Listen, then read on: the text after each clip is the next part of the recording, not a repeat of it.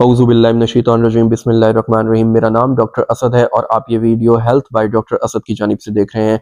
आज की जो वीडियो है वो आर्थराइटिस जोड़ों के दर्द के ऊपर बनाई जा रही है। वैसे तो आर्थराइटिस की जो है वो बहुत सारी टाइप्स होती हैं। ऑस्टियो अर्थराइटिस हो गया, रोमाटॉइड अर्थराइटिस हो गया, लेकिन जिन फीमेल की एज जो है वो 40 से अबव होती है और जैसे जैसे वो मेनोपॉज की तरफ जाती हैं तो उनके अंदर रोमाटॉइड अर्थराइटिस जो होता है वो बहुत ज्यादा अफेक्टिव होता है। अब जो रोमाटॉइड अर्थराइटिस को डायग्नोज करने का तरीका है उसके अंदर हम आरए फैक्टर करवा सकते हैं, उसके बाद एंटी सीसीपी जो है वो चेक कर सकते हैं।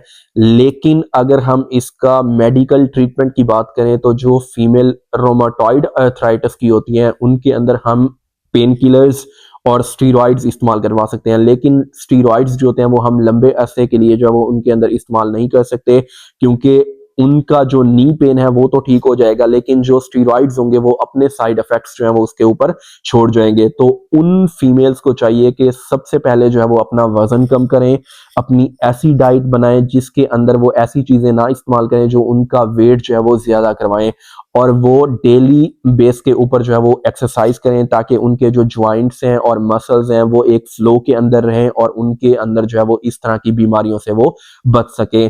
तो इस तरह की वीडियोस देखने के लिए हमारे चैनल को सब्सक्राइब कर दें और बेल आइकन को प्रेस कर दें ताकि आने वाली तमाम वीडियोस जो है वो आप तक पहुंचती रहें और आप उनसे फायदा हासिल करते रहें।